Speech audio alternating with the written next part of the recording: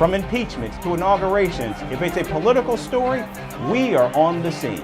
The race for the White House is heating up. We're beating Biden. How dare he say that? If it's breaking news, we're live with the latest coverage. From the White House, the State Department, and Capitol Hill, we know the issues, but above all, we know the players to bring you the latest in-depth analysis on all the key stories that we're covering.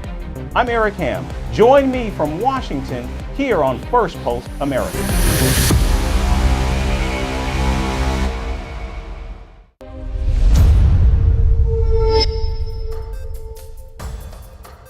Hello and welcome to Firstpost America, your global pit stop for the latest news and headlines from the United States and around the world. I'm Eric Ham, coming to you from the nation's capital in Washington, D.C. We'll get you a roundup of the day's top stories, but first, let's take a look at the headlines. Millions of Pakistanis vote in national elections marred by rigging allegations. Top contenders Nawaz Sharif and Bilawal Bhutto Zardari cast their vote while Imran Khan remains in prison. German Chancellor Olaf Scholz urges the European Union and the United States to step up its efforts to supply aid to Ukraine as he visits Washington to meet with President Joe Biden. North Korea abolishes economic cooperation with the South as ties between the neighbors on the Korean peninsula hit a new low. Japan's Fukushima nuclear power plant has reported a leakage of radioactive water after valves on water treatment equipment were left open during maintenance work. And finally, fountains of molten rock spewed from fissures in the ground as a volcano erupts in the southwest Iceland for the second time this year and the sixth time on the Reykjanes Peninsula since 2021.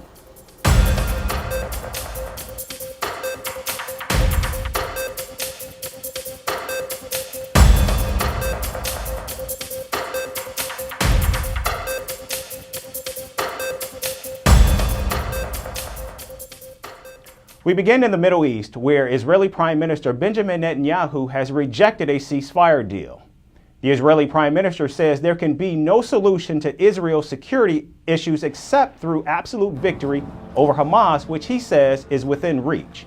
He went on to add that Israel would require more months of fighting before Hamas is defeated.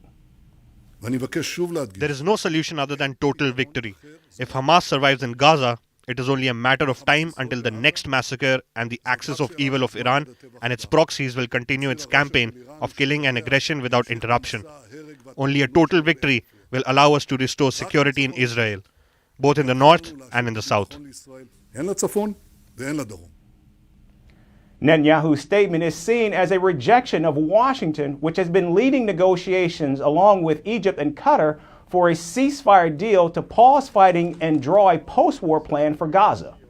U.S. Secretary of State Antony Blinken, who just concluded his fifth Middle East visit since the conflict, said he still saw room for an agreement to be reached. Blinken went on to add that he warned Israeli leader against actions that could inflame tensions. Meanwhile, a Hamas delegation is due to pursue a new round of ceasefire talks in Cairo today. The group says Netanyahu's insistence on continuing the aggression confirms Israel's goal of genocide against the Palestinian people. In a televised address, the Israeli Prime Minister ordered troops to prepare for an offensive in Rafah, where already more than 1 million people have been displaced since the fighting began. Global concerns is mounting over Israel's planned offensive. In fact, the United Nations officials are saying it would lead to casualties on a large scale and could risk war crimes. And I'm especially alarmed by reports that the Israeli military intends to focus next on Rafah, where hundreds of thousands of Palestinians have been squeezed in a desperate search for safety. Such an action would exponentially increase what is already a humanitarian nightmare with untold regional consequences. The Netanyahu government says Hamas' response to the ceasefire deal had all but guaranteed Israel's rejection. Hamas sought a 4.5-month ceasefire in Gaza. The group said during this period, all hostages would be released and Israel must withdraw its forces from the Gaza Strip and end the war. The offer did, however, meet one of Israel's declared war goals, which is the release of all the remaining hostages. But it challenges Netanyahu government's main pledge to keep fighting until Hamas is destroyed. Israel claims its forces have killed or wounded over half of Hamas armed forces since October. The war has entered its 5th month and more than 27,000 people have been killed in Gaza already. Meanwhile, the United States continues its counter against Iran-backed militias in the region. In the latest, a U.S. drone strike hit a vehicle in the Iraqi capital, killing 2 commanders of a pro-Iranian group. One of those killed was a commander of the Kataib Hezbollah in charge of military affairs in Syria. Earlier, the Pentagon had linked the Kataib Hezbollah to a drone attack in Jordan that killed 3 U.S. troops. The group has also been part of an attack on U.S. forces in Iraq in the past. Just last week, the U.S. began retaliatory strikes against Iranian-backed groups in Iraq and Syria, and Washington said this is just the beginning of its response to the killing of 3 U.S. troops. And speaking of drones, Iranian-made drones have gone beyond wreaking havoc in the Middle East to now bringing destruction to Europe. The war between Russia and Ukraine continues to escalate as it reaches the 2-year mark. Aiding Russia with advanced kamikaze drones is its ally, Iran. The partners reportedly signed a gold for drones deal. According to leaked documents posted online by a hacker group, Moscow reportedly signed a $1.75 billion deal for 6,000 Iranian drones. And the Kremlin paid for these drones in, you guessed it, gold. The drones supplied by Iran were Shahed 136.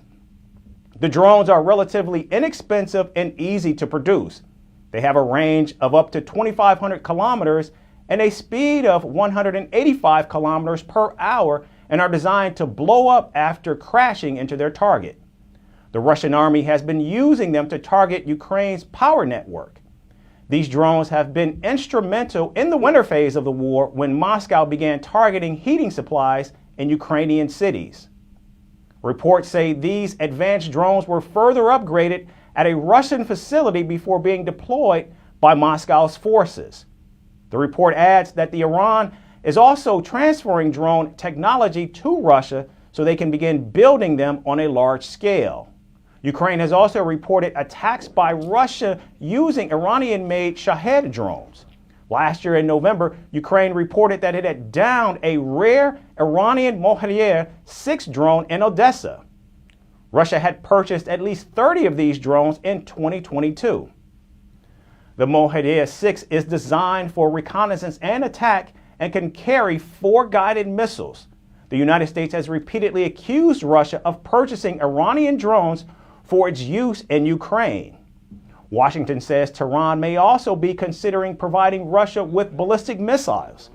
The latest underscores the deepening military ties between Russia and Iran. Cooperation between the 2 countries in military, economic, and political spheres has reached unprecedented levels since the beginning of the war. And in other news, South Korean President Yoon Suk Yeol has finally broken his silence on the Dior bag scandal involving the First Lady Kim Kon-hee. The South Korean leader says that his wife acted out of kindness and became a victim to a politically motivated entrapment. He calls the role a political maneuver and a bid to hurt his reputation ahead of the parliamentary elections in April. The Dior bag scandal erupted after a video surfaced in November last year showing a South Korean-born American pastor, Choi Jang-young, giving the South Korean First Lady a Dior bag reportedly worth $2,200. The video was recorded with a camera embedded in the pastor's watch in September of 2022. The footage also reportedly shows other people holding gifts appearing to be waiting to meet with the First Lady.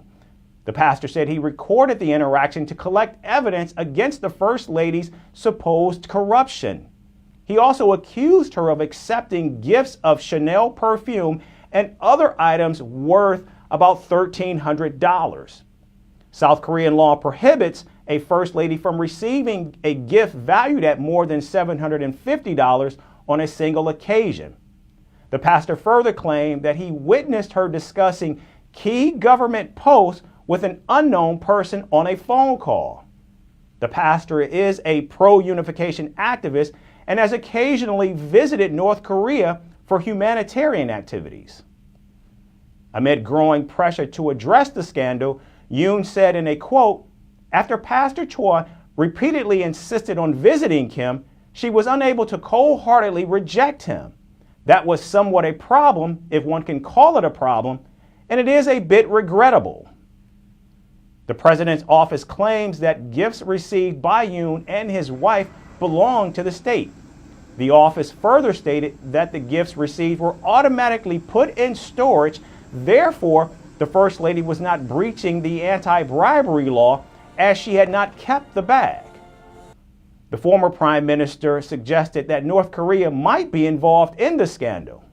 In fact, his remarks were backed by other leaders of Yoon's ruling People Power Party. But critics labeled their statements a Red Scare tactic to cover up the scandal.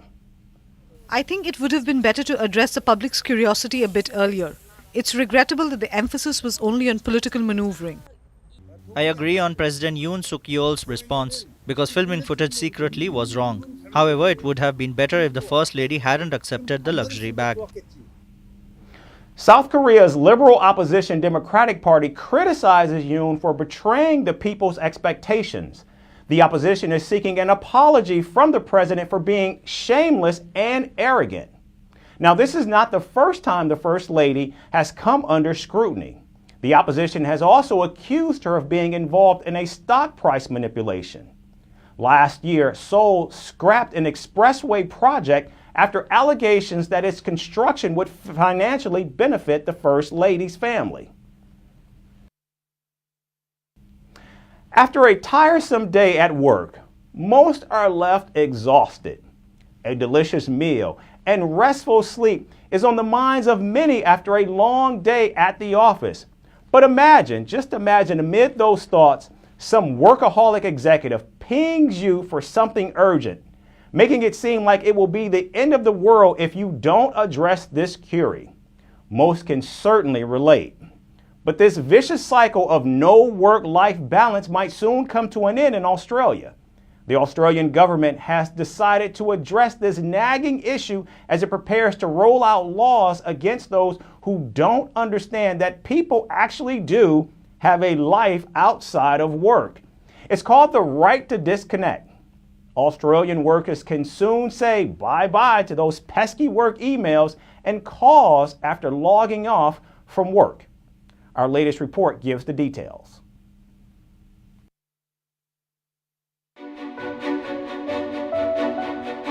An evening plan with friends cancelled to hop on an unplanned Zoom call. Your partner, children or parents waiting for you to join them at the dinner table as you struggle to complete and send that Excel demanded last minute. Waking up from deep slumber after an urgent text from your boss. Well, if you're in Australia, you could hit a snooze button on all such problems. The Australian government is giving employees the right to ignore. Yes, you heard that right. Nobody likes to see their boss's name flash on their phone after wrapping up the day at work. But some do find a way, and those who do need to beware. In what's being touted as a groundbreaking legislation for workers, Australia will introduce new laws giving workers the right to disconnect. The law will surely make bosses sweat, as workers will soon have the power to hit ignore on those pesky after-hours calls and texts from their bosses. So hooroo work emails at 2 a.m. This move aims to restore work-life balance and protect employees' rights. Under the proposed bill, employees will be shielded from unreasonable demands from their bosses during non-working hours. We're talking fines for employers who dare to disturb the peace outside of office hours. Workers can report their employees to Australia's Fair Work Commission if they fail to comply.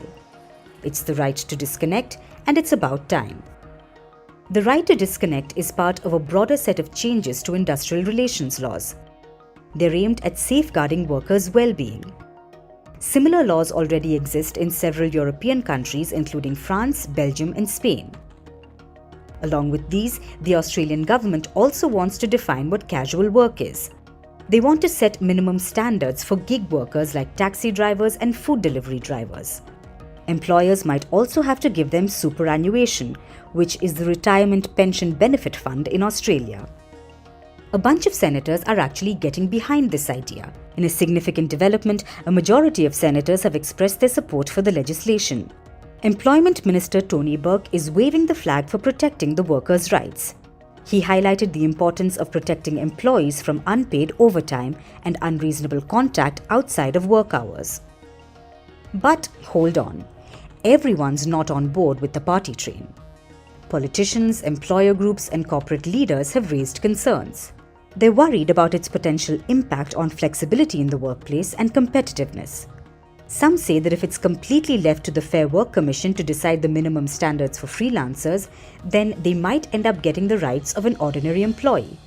This might undermine the purpose of gig work, after which they can work whenever they want and say no to whatever they don't like.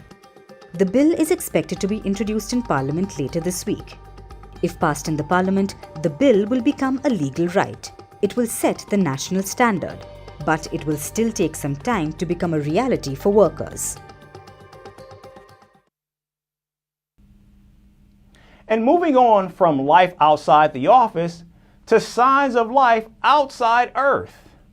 For ages, scientists have been searching for signs of life in space, and the latest celestial body to grab their attention for the same reason is Saturn's smallest moon, Mimas, also known as the Death Star. Pretty ironic.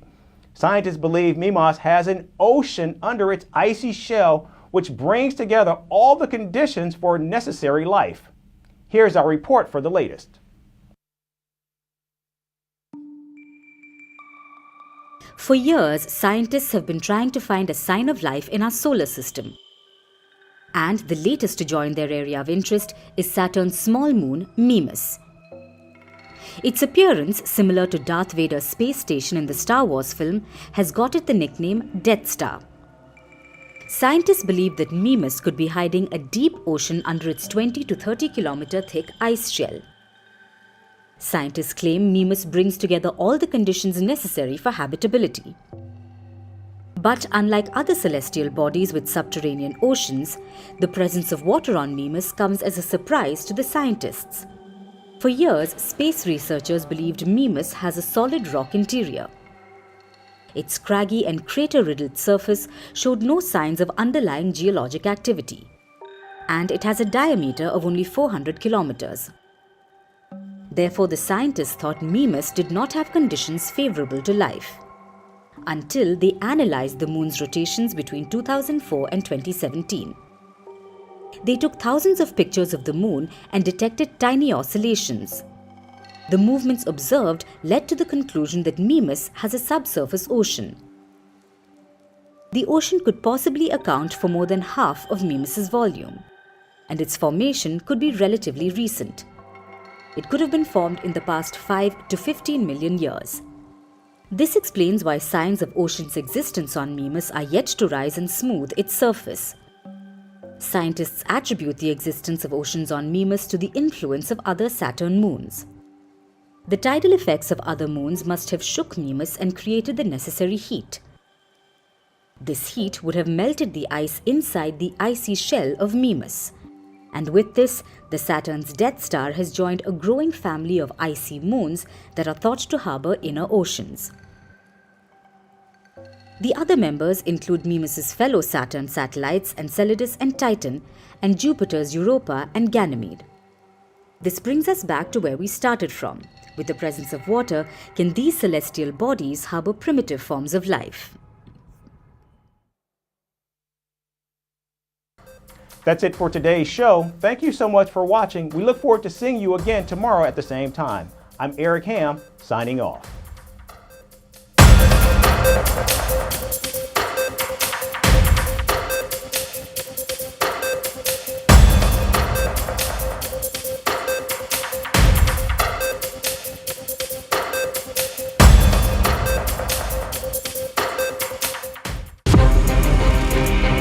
From impeachments to inaugurations, if it's a political story, we are on the scene. The race for the White House is heating up. We're beating Biden. How dare he say that? If it's breaking news, we're live with the latest coverage. From the White House, the State Department, and Capitol Hill, we know the issues, but above all, we know the players to bring you the latest in-depth analysis on all the key stories that we're covering.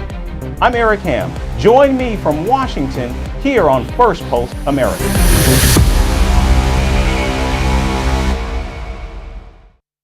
Hello and welcome to Fast and Fact.